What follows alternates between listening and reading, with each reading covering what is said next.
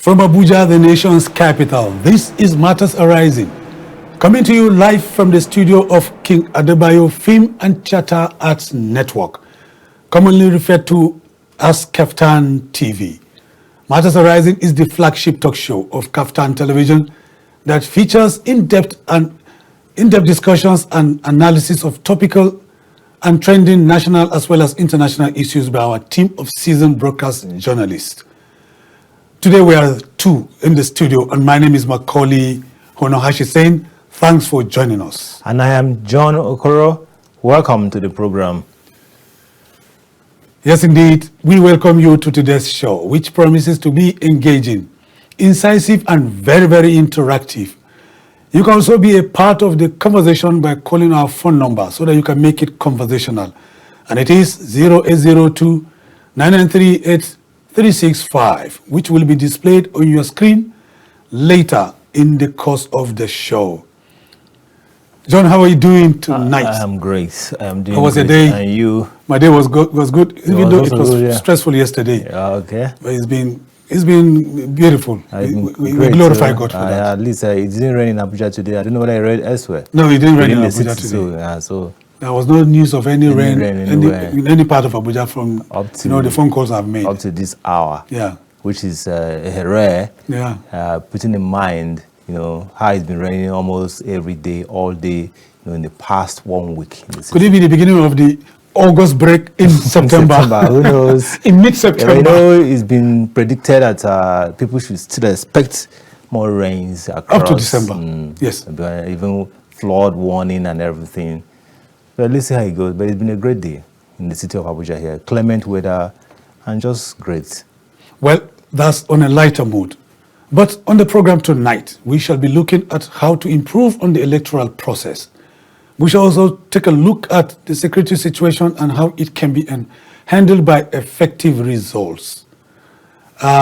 Issues emanating from the just concluded Edo State governorship election still dominate national discourse. This after the exercise was effectively concluded. INEC had declared the APC candidate Monday Okpebolo winner of the election to the consternation and chagrin of his closest rivals, PDP candidate Asue Ighodalo and Labour Party's candidate Olumide Akpata, who have alleged that the process was not transparent, among other allegations of widespread election malpractices. Today, a coalition of civil society organizations in a statement said the Edo State governorship election was not free and fair. The APC has responded strongly to these allegations, dismissing them as mere politicking, while advising those aggrieved to go to court as usual.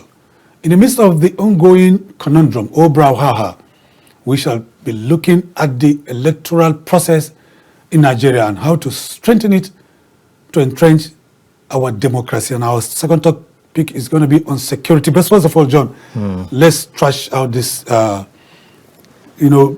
election, post-mortem. We're taking a look at our Nigerian democracy against the backdrop of our electoral process from, it's been 20-something years since we embarked on this democratic journey. Some people are still calling it nascent, when I don't believe that. A child of 24 years or so is nascent. But we have had elections from the local government elections, to state, to even unit elections, to the national elections. It's always been characterized by sham. It's always been characterized by malpractices. It seems as though our politicians have not learned any lesson, because for every outing that precedes the next outing, the next one should provide a platform for you to learn some lessons about the previous outing. But it seems every outing that succeeds the preceding one is worse than the preceding one. Like this election of the Edo State governorship election on Saturday, many people have concluded that it's the worst election ever in Nigeria. But, it's debatable. Exactly. Depending from which flip side of the coin you belong. You are, exactly. But that's the fact. You see, incidentally, we might be saying that it's been 25 years of our democratic journey, the new journey, because we've been Also, it's not the first time that we practice democracy in the country. That's right. You know, but if you look at it critically, look at it again, you know, from a wholesome view, I can tell you that Nigeria as a country has had about 100 years of electoral experience. If going back to 1922, 1923, when the Clifford's Constitution of 1922 introduced what they call the elective principles that now allowed political parties to come on board and making way for elections to be held into the Lagos Legislative Council, which was like the governing body. Then, you now move forward into 1951, even pre-independence elections, the independent election itself, then 1964, 1965.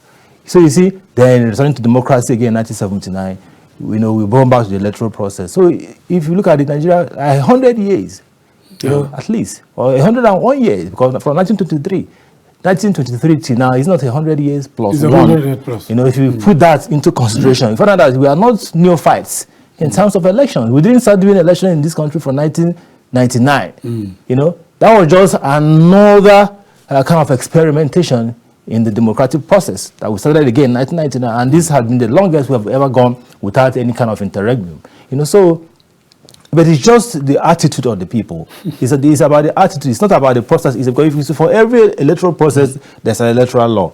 You understand, behind it, which is supposed to serve as the guiding principle, you know, to the elections. But people flout these laws openly, you know, because of the interest, you know, the pecuniary interest that people are always want to, you know, grab, you know, and protect this interest. So that is what is at the foundation of the problem. And if you look at the electoral process itself, it is the building block of democracy, because it's from the electoral process that the people will be given the latitude and the freedom to elect the individuals who have presented themselves before the people.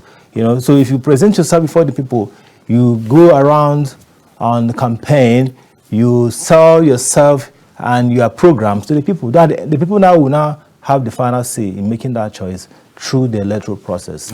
But invariably, that's not what we see here in the country. It's not what we see here.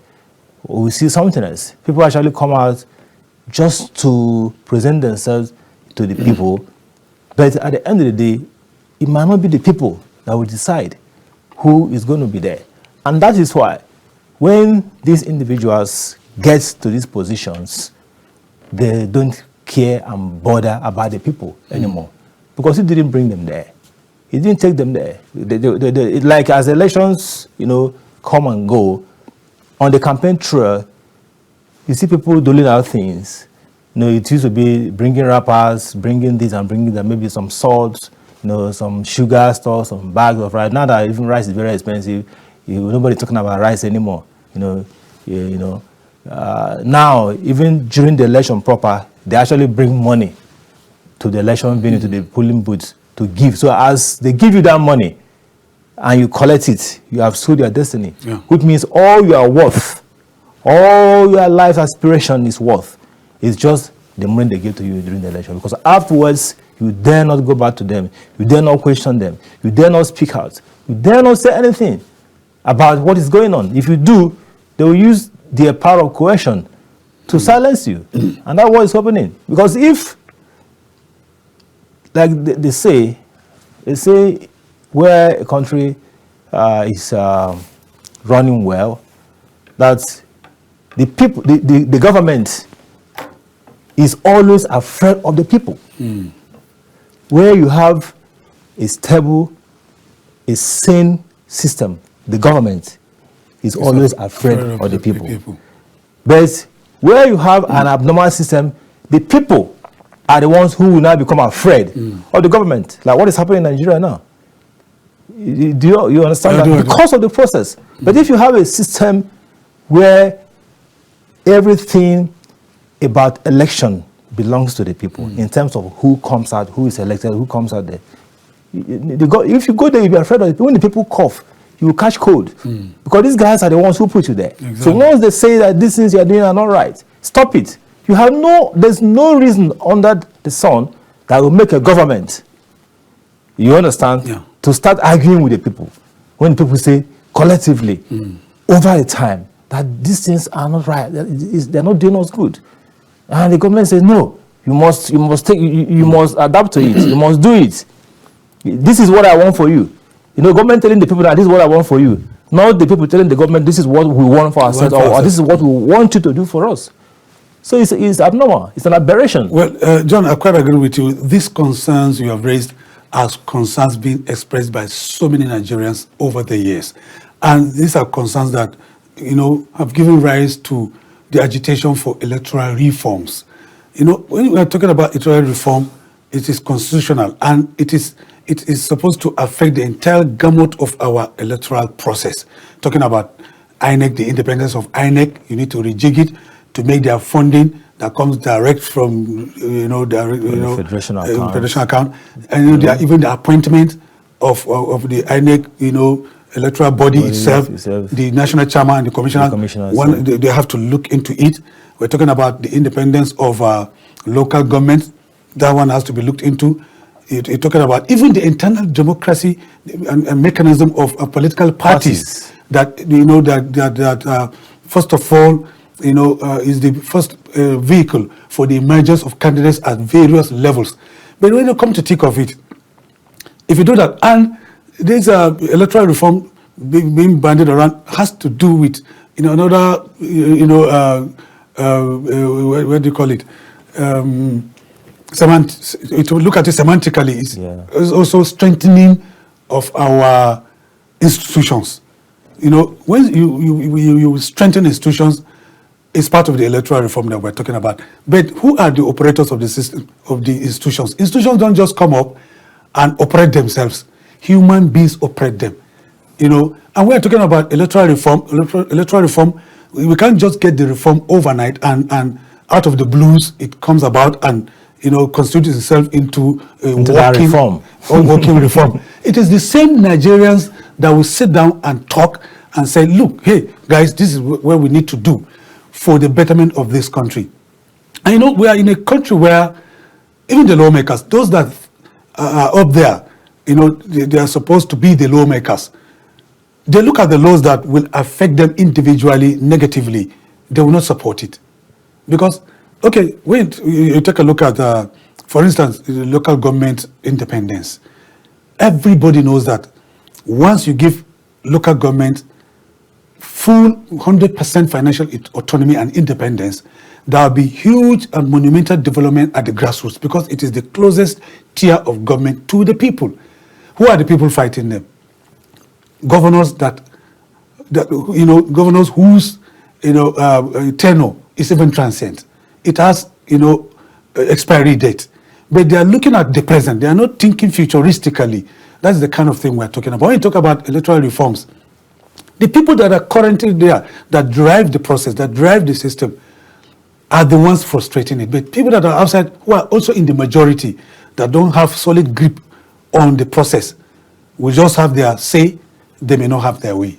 That's true. You're talking about electoral reforms. You remember the Justice Wei's committee then? Constituted in 2012? Came up with their recommendation in 2014? Exactly. That was constituted immediately after the 2007 general elections, where Yaradua, the late... okay, I'm talking about the Wei's. I'm talking about the Wei's commission, on electoral reform. Okay, I was mixing it with Oresanya report. No, not the Oresanya report, but the Wei's report, So, and it was because of the outcry that followed the 2007 general election that threw up the late President Yaradua, where you had people like Maurice Tinubu who played their own part. You had the President Obasanjo, who said that this election was a do-or-die affair. And at the end of the day, he threw up Yaradua, who happened to be one of the best that Nigeria has ever seen in recent time, despite the fact that he didn't last long.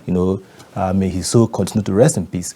Now, Yaradua acknowledged, that this election that brought me to power was flawed, and therefore he's one of his, missions as the president then was to reform the electoral process. Hence, that ways committee, you know, and at the end of the day, they came out with their recommendations in the report, which of them was the issue of reducing the number of political parties, you know, in the country to maybe about 5 or thereabout, and so many other recommendations. Now, when Yar'Adua died, and then Goodluck Jonathan, you know, took over to complete their 4-year tenure, before becoming a president in his own capacity. You know, you see, Goodluck Jonathan put into motion some of these electoral reforms, and the first thing he did was to sanitize the voter register by trying to digitize it.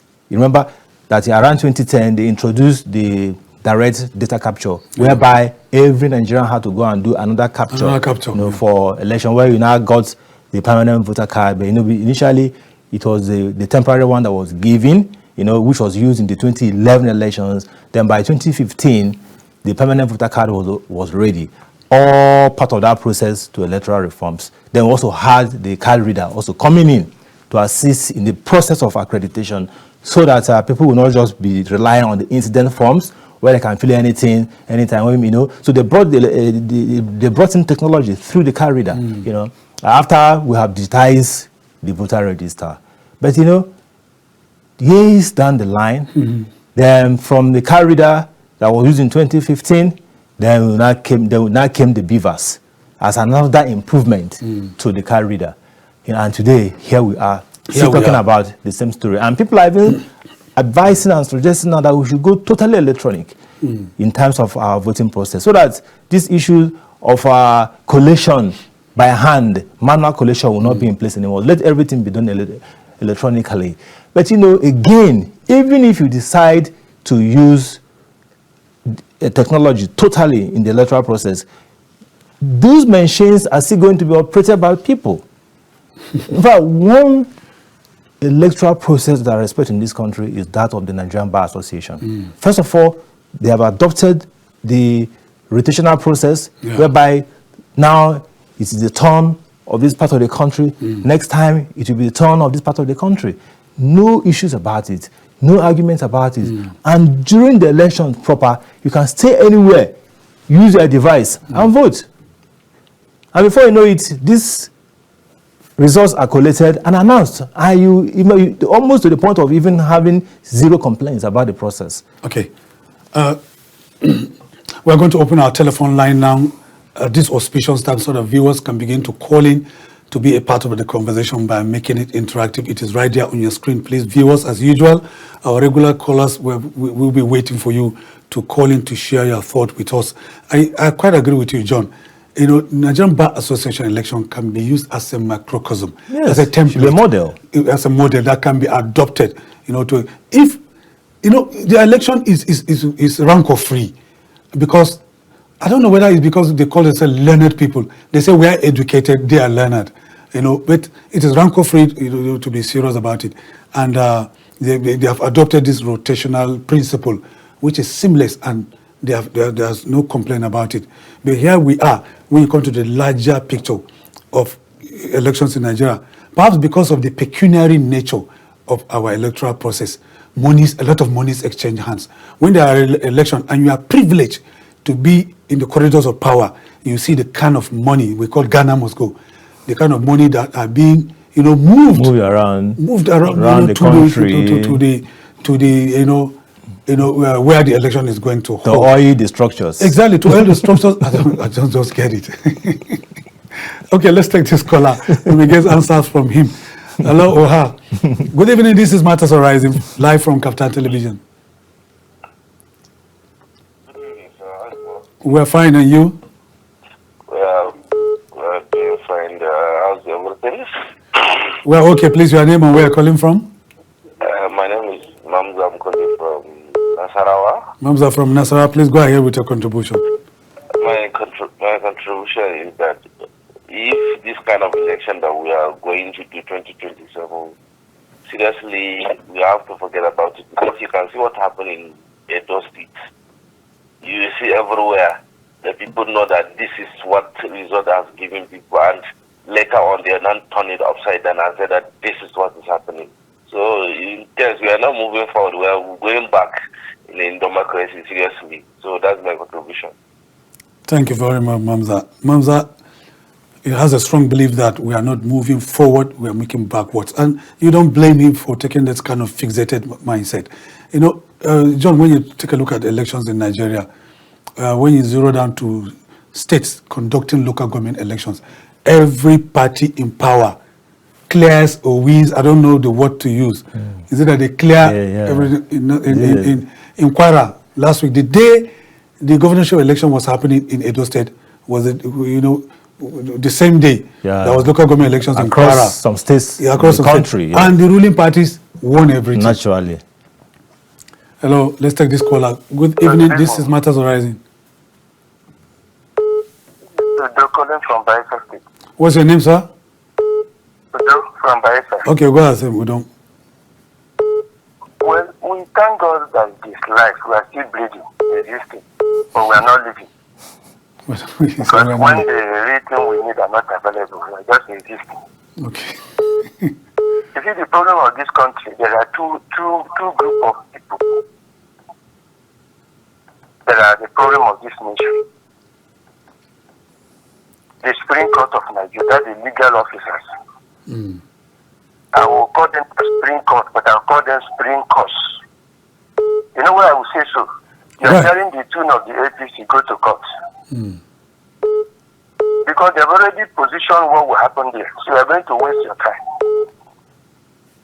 Then the security agents of this nation, if these two do their work thoroughly, fairness, faithfulness, honestly, everybody will sit up.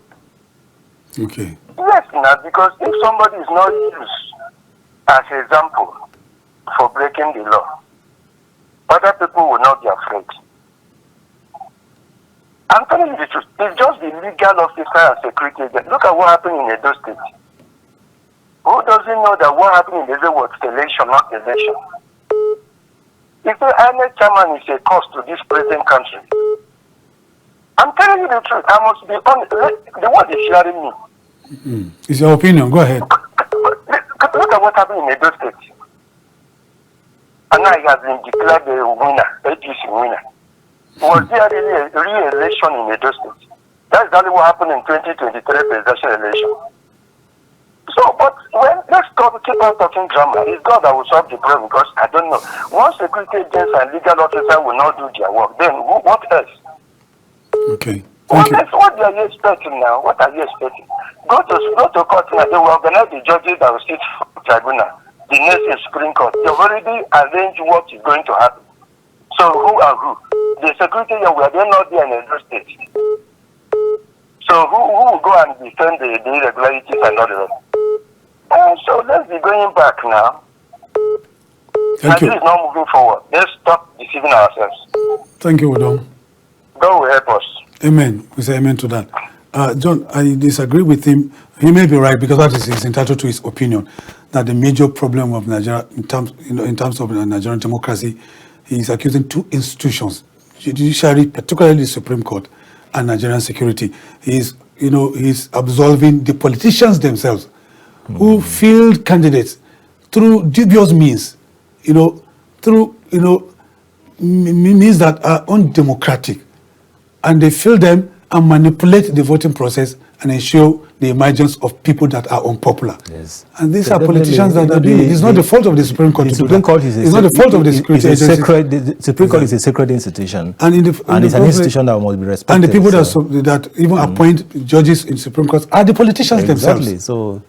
So let's take this caller, John, before you react to that. Problem. Hello, good evening. This is Matters Arising. Please go ahead.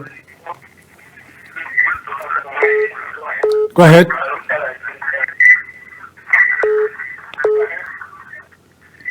We have lost the caller. He doesn't want to talk. So like I said, the politicians share a huge part of the blame, because in the first place, the cases are there because of them. The cases start from the tribunal, from the review of elections to tribunal, to the appeal court, to Supreme Court, because of what they have done or what they did not do right. So you have always talked about the leadership recruitment process, and it begins with the politicians, with the political party. Many of these political parties, particularly the so-called big political parties, lack internal democracy mechanism, that will ensure emergence of credible candidates. Here is a state government that is dominated by one political party organizing local government elections. And within that same political party, candidates or aspirants who believe that they are the closest to the people, who believe that they have the wherewithal, the capacity to win election in a free and fair and credible contest, will be denied a chance because they are not close to the governor, or they are not close to the chairman, the state chairman of the party. And then people that belong to the camp of the governor will be handpicked, and they'll be given, the resources to go and contest, and their name at the end of the day will be announced as winners in quotes. Let's take this caller, John. Hello, good evening. This is Matters Arising. Go ahead. Your name and where you're calling from. This is EK. This is EK from Baisa. EK from Baisa. Go ahead. They are not our problem, brother. They are not our problem. Are they legal officers? Are they security agents? Who will make sure our laws are being kept? If somebody is violating the law, is it not security agent and the legal officer that will prosecute the person? Who will arrest the politician? The politicians are under the law. The security agents are given the power. They know the law. When you violate the law, it is not their duty to arrest the people. It's their duty. So even if they feed the wrong candidate, when we do thorough election, not selection, when things are wrong, is it not the security man that is there will say, no, you are breaking the law, and get the person arrested? What people continue to do. Then when you go to court and the legal officer didn't collect bribe, they say it at ease, and get somebody arrested and put in there. For example, look at Ibori. If it's in Nigeria, he wouldn't have gone to jail. If the man is in jail now because he's out there, all Jews of Canada entered there and came out because it's Nigeria. So what are we talking about? The problem is just security agents and legal officers. It's not politicians. Even if they see the wrong candidate during the day of the election, security agents are there and they know the law. When you violate vote buying and all the rest, who will arrest them? It's not security agents. Yeah. It's not them that will take them to court and prosecute them. So it's not the issue of politicians. They can do anything, but when security agents are doing their work, who are they? They know the law, and somebody violating the law, and you are there, and you are abetting, you are supporting. Are we blind? So when they refuse to do the work, and someone will collect bribe already, and when you go to court, nothing comes out of it. Once INEC chairman has declared, that's the end. Okay. Thank you. So that's why they tell you go to court, to go to court. Point has been made. Thank you. Okay. Many politicians telling you go to court. You know, they insult to legal office in this country. Politicians telling you boldly telling you go to court, to go to court. Thank you. Someone telling you go to police station, go to police station, because he has bribed them. If not, how will he have the guts to tell you go to court? A politician telling you go to court, where there are security agents and legal officers. So politicians is not a problem. If these two institutions, if they are right, Nigeria will be correct. Thank you, Ike. Thank you so much. Are you telling me? Not the politician. Who is the politician? Some of them are touts. I think he has made his point now. His point has been made. When these two institutions are doing their work, who are they? Thank you, Ike. We appreciate your perspective. Ike has made a very valid point. John, before you react to this, I know you want to react. Nigerians have a fixated mindset. I keep saying it, and it is not their fault. You don't blame them for that. The politicians made them to think that way. If you sample opinion concerning what Mr. Ike said from Bayelsa, 10 out of, perhaps you get 9 out of 10 supporting him because of the experiences of the past concerning the behaviors of our Nigerian politicians. He did mention that Ekwaramadu today is serving jail time in UK, and Ibori served jail time in the UK. If both of them were to be accused in Nigeria, perhaps nothing will happen to them. We can see from what is happening with Yahya Bello. If Yahya Bello was in UK, perhaps he would have been sentenced, perhaps. We're not holding brief for anybody. We're not demarcating anybody. This program was deliberately created by KAFTAN management to create a platform for Nigerians to call in to ventilate what they feel. It is their opinion. That has nothing to do with the editorial policy of KAFTAN Television, and it is their entertainment. John, go ahead. Well, what I'm saying is that, you know,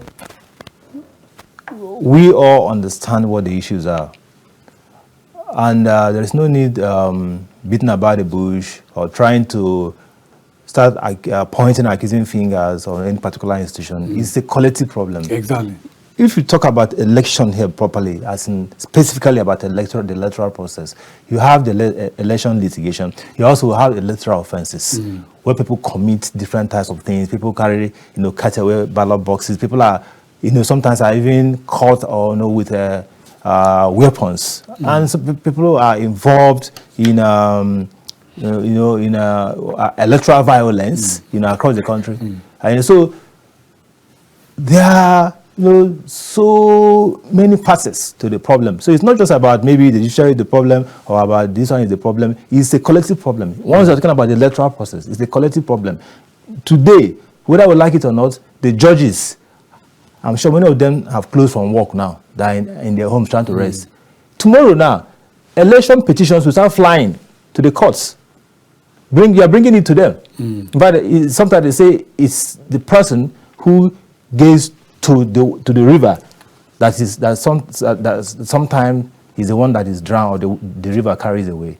So if you don't take your case, if you don't take these cases to the courts, the judges don't have anything to say. They will do that. But once you carry a case to the court, they will look at it from the point of view. So beyond that, yes, we know that they may also have their own issues in terms of the kind of judgments they give out. That's why you have different levels of courts. You have, if it's in the election properly, you have the tribunal, you have the appeal courts, that in some cases might be the end. While in other cases, you have to go to the Supreme Court directly. You understand? So if this one didn't do well, this one, but sometimes you may not be satisfied with what they have done. But the fact remains that if we have, because we have argued this a lot about, is it judiciary intervention in the electoral process or the other way around? Okay. Do the judiciary actually intervene in the electoral process, or they are dragged into the process by politicians? Okay. Well, we're going to take a short break, and when we come back, we will shift gears into security matters, because security is one sector, or insecurity is one sector that affects the entire gamut of Nigerian society, and it takes political will to tackle insecurity, and we're discussing Nigerian democracy. But that will be after the break. Please stay with us, don't go anywhere, we'll be right back. 3, 2, 1. Action. And that's why at KAFTAN Television, we imagine a beautiful world.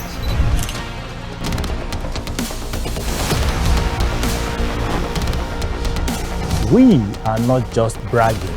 We blaze the trail in broadcasting. And it is about you. At KAFTAN TV, broadcasting is not just about information, education, and entertainment. It's an aggregation of all you need to know in Nigeria and around the world to create signal. at KAFTAN Television, we have all it takes to be on top in broadcasting. Our mission is simple: to project Africa in a truthful yet positive manner. Wait, we're coming to you in style. Here we are, starting from September. Look at what the facts are. And as you say on KAFTAN TV, imagine a beautiful world.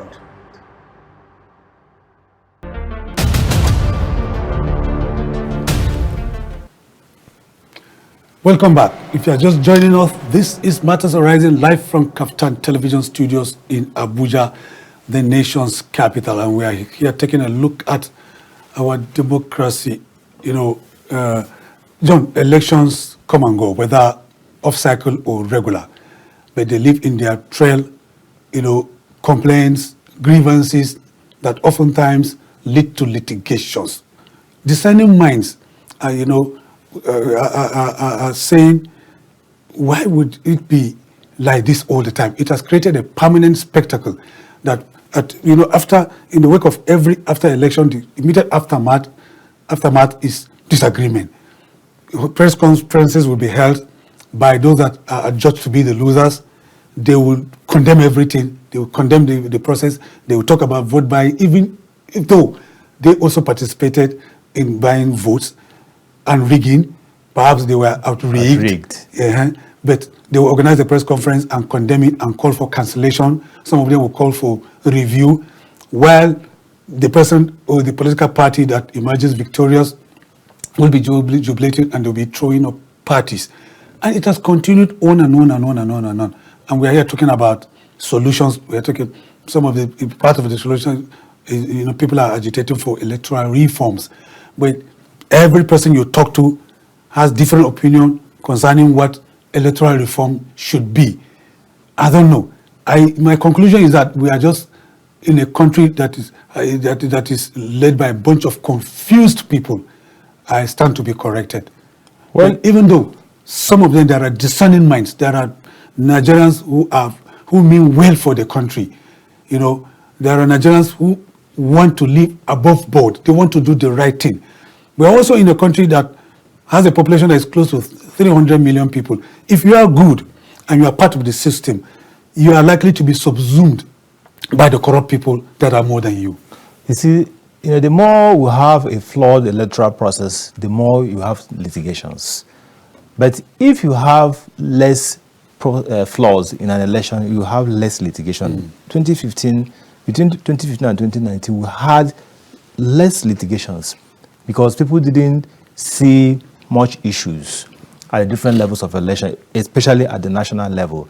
But afterwards, you see election litigation spiraled again and went up because it seems like we got it right in 2015 to a point where a sitting president had to actually give up and say, I lost, and called the supposed winner of that time. So that's it. So no matter how it is, no matter how we look at it, even the people, the Nigerians themselves are also very discerning. If you have a process that is, the last Edo election, did anybody complain? Much. No. In 2020, people didn't complain much, despite all the tension in the build-up. But when the elections came and went, people say, okay, despite everything, it was better off than what they have seen before. Nobody complained, but why was this one so naughty? There are dynamics and so on and so forth. Yeah. You understand? So beyond that, what we should be looking at is the mindset of the people, all the stakeholders, from the electoral umpire to the political parties, to the candidates, to their supporters, security agents. Okay, let's take this caller because the line is too long. Hello, go ahead. Matters Arising live from KAFTAN Television. Go ahead. Hello, Macauley. Yeah, hello, sir. Good evening, Matthew Aramude from Edo State. From Edo State. Matthew, go ahead with your contribution. I've been expecting your call, Matthew. Thank you so much, and John Okoro, you are doing a nice job there, man. Thank you, my brother. We appreciate your calling. You see, there's one thing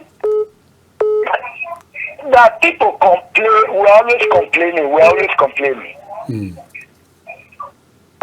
There's one thing that will not take away from this last election, and nobody's talking about it.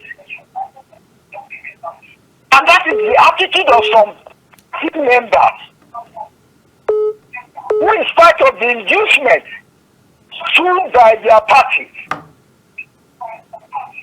the left is on this right, it's on the left, all the parties were involved. I am on the ground. Okay. And I saw that nobody is to be exonerated. Yes. We're all culpable. You understand? But I saw one thing that I've never seen since I was a journalist. I'm an old man now. I saw one thing in Electoral that I've never experienced before. That die-hard spirit. Whatever you try to brandish before then, they are not ready to sway their party or betray their party. That one I saw in the election. Like Macauley rightly said, when you lose, you cry blue mother. When you win, the electoral system is very pure. You know, they're dragging the scent to the court now. Yeah. Let them use the court again. They will say the judiciary should be sent to the gallows. That is the position we find ourselves. I am not against electoral reforms or the attitude of the security men should be highly exalted in this last election. I saw gentlemen in this uniform, in army uniform, who were so civil. Even EFC operatives came to my unit and see kind of civility in them, and I was proud that these are Nigerians. Okay. So it sometimes baffles me when people see throw mud at the system that we experienced that day. But I think we can do it better. That is my reason. Okay. But to totally run down the system is wrong of the some of the analysis or some of the callers that are throwing. Some of them are not on ground yet. I was in a local place so that I know what is happening. Even where hunger is prevalent, they did not sway themselves, they did not buy, they did not fall to debate. So we are going to do better. Okay. Like I told one of your moderators here the last time, I said that on Saturday we'll go to the pool and we'll go and vote and nothing will happen. Nothing happened. We thank God for that one. God bless you, Macauley. God bless you, John Okoro, for the analysis. God bless you too, John. We appreciate your calling in tonight. Matthew is a veteran journalist. He has retired from active practice. He said he was on ground on the day of election. There are many voters. In fact, they were, they could be described as hungry voters, but they did not fall under the bait. They were not induced. They refused to fall under the bait of inducement. To sway, to sell their vote. Yes. And he also advised that, like you said, everybody is guilty. Everybody is guilty. Everybody is involved in the problem. In fact, you are even itemizing their names. Exactly. All the stakeholders involved before the calls came in. Exactly. That was it. So everyone, must play their own part in making sure that the electoral process is free, fair, credible, violence-free, and can also stand any kind of integrity test that you can put to it anytime. And I like what our last caller from Edo State, Matthew. He highlighted the positive aspect of the election that nobody has been talking about. That's true. We have all focused on the negative reports. But that doesn't mean that everything about the election was bad. It couldn't have been so bad per se. In terms of the conduct, there were still some people like the security agents that he mentioned, the police, the army, and the EFCC agents who were very civil. And that's exactly what we call this is a civil society. This is civilian government. So whether you are in the army, whether you are the police, whether you are any security agent, you must bring yourself to understand what it means when we talk about civil policing. Civil policing. Okay. You understand? So going forward, there's hope. There's hope. I'm sure there's hope. But going forward again, a time might come in this country why we might not even need a federal election body, election umpire. Okay. We're not needed. That's right. Because election itself is supposed to be a state affair. Even presidential election is supposed to be a state affair. Because people who actually vote live in states. So it should be the states that will have some kind of a part of the civil service that will always be in charge of coordinating elections. If you see all the elections being collected like in the UK, or is there any national election committee or electoral commission who is not the big networks like the CNN of this world that will be trying to give you what they call exit polls and other results? They are the one that will be tabulating it. You won't hear that maybe one INEC is writing something anywhere there. No way. No way. There's not everything like in the US now. The electoral authorities are embedded in the states. That's why in fact, they have commenced election already. Yes, they have. The first in-body elections in the stand are already going on. So at the end of the day, it will those states electoral departments which are also activated during the election and embedded as part of the state civil service that will authenticate the elections. You understand? They're the ones that will do everything, tabulate the elections by the authority. At the end of the day, every state will now authenticate the electoral process before it is now authenticated which is basically a nominal authentication by their Congress. But the main authentication happens at the state level. So there's no national electoral body where the president appoints, where even currently now we are even soliciting that even at the federal, the national electoral body should go and start conducting local government elections in the federal system. Appointed by the appointed by the president to go and start everything that has to do with the local government system. It shouldn't have anything to do with the federal system. It should be a state affair. But because of the attitude of governors, that everybody is now trying to turn the country into a unitary system, whereby we are soliciting that a federal election umpire should go and conduct election at the local government system. And we are talking about devolution of power. We're talking about what they call it. Is it a devolution of power, right? Devolution of power, resource control, true federalism. Then, if you say if the bill at the National Assembly passes and they enact a law to set up a federal, a Nigerian, there's a name given to it, local government electoral commission, that will be appointed by the president. Independent local government electoral commission. The Nigerian independent local government electoral commission. The president will appoint. Then when are we not going to get to the point of true federalism? Okay. Are we not going back to the unitary system of government? John, as we wind down, let's take a look at the security that was provided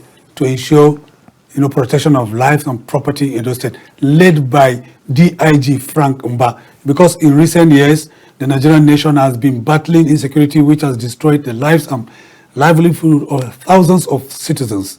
It has hampered development and has put the country in a bad light on the international front. Despite insecurity affecting every part of the country, attention seems to have shifted to the northwest and some parts of the north central, where banditry is now the order of the day.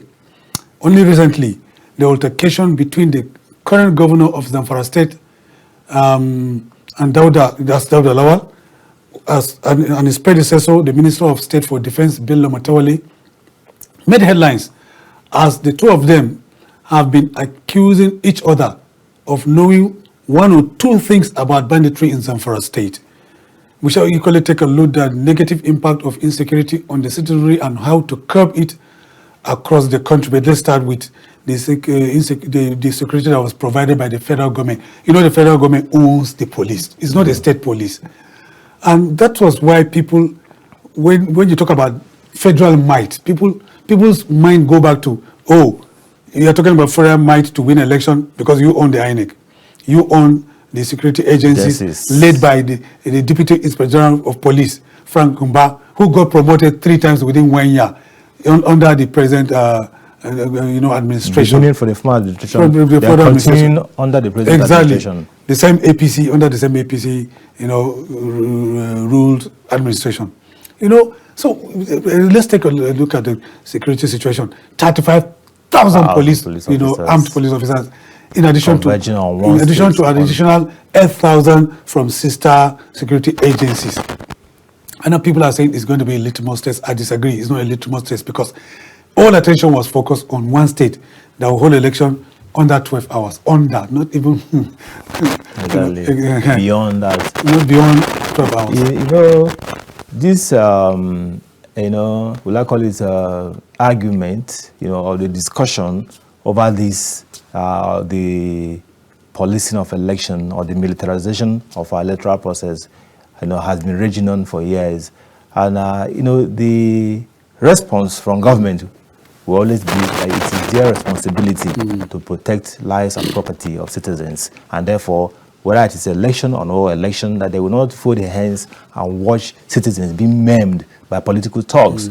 And to some extent, some school of thoughts agreed with them, because you know what the electoral process was, used to be. It was like a war. People brandishing all sorts of things on election day, going from place to place, intimidating their opponents. At the end of the electoral process, you'll be having body counts, number of those who were killed, as if it was a war. So I think that was actually what led to government not just folding its hands, pushing this number of police officers and the army to these places to make sure that at least people are protected, especially people who want to vote. Now, if you look at it again from another perspective, we will also say that this is a symptom of a system that is not well at all. Because ordinarily, if we have a system that is well, there's no need to do anything. John, I'm not cutting you because we don't have a caller. Talking about a system that is not well, I'm going to dovetail into this segment because we are winding down. The raging war between, so to speak, in quotes, the raging war between former governor of Zamfara State, Bello Matawalle, who is today the Minister of State for Defense, and the current governor of the state that took over from him, Dauda Lawal. You know, Bello Matawalle, if you remember, he lives Zamfara State in the midst of banditry. He served his 2-year terms and left Zamfara State in the hands of, so to speak, in the hands of bandits. You know, today we have had this unending, back and forth accusations between him and his successor, calling each other's names and saying, you know 1 or 2 things about banditry. It's you that know 1 or 2 things about banditry.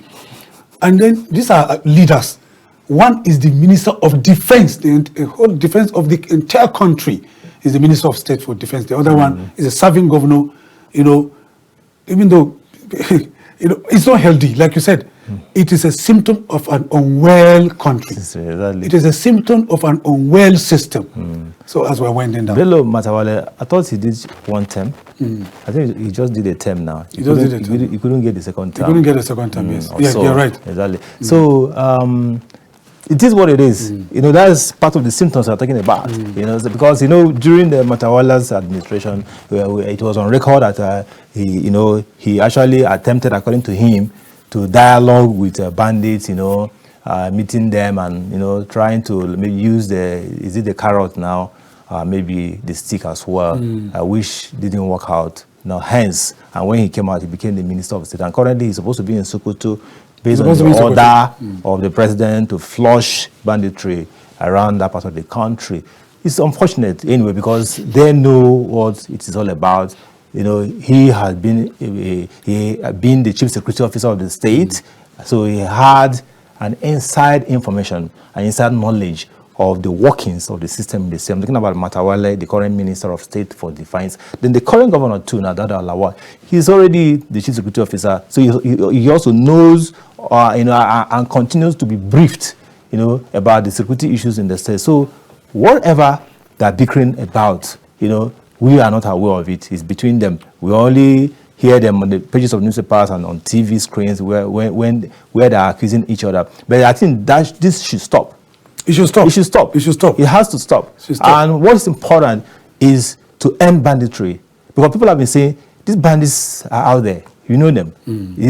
Some of them might even have the temerity to do videos, show their faces, say all sorts of things. There was even a time there were some kind of documentaries by some media organizations outside the country, that incorporated some Nigerian media, and you see there was a backlash from government, and people were saying, "Oh, that documentary or those documentaries then should have been like a kind of resource materials for the government in their fight." Because when you want to fight certain things like insecurity, you don't just fight it like a kick and run kind of thing. First of all, you have to have a think tank. You have to have a think tank that will provide you with the intellectual background about what this is all about. It is that intellectual background that you have that you are going to be using as a backbone to fight that insecurity. But if you just feel that this security is about just arming the people, giving them some guns, the police and army, and say just kick and go, and that you won't do. So we thought that those documentaries then would have been of help, but there was the backlash against documentaries,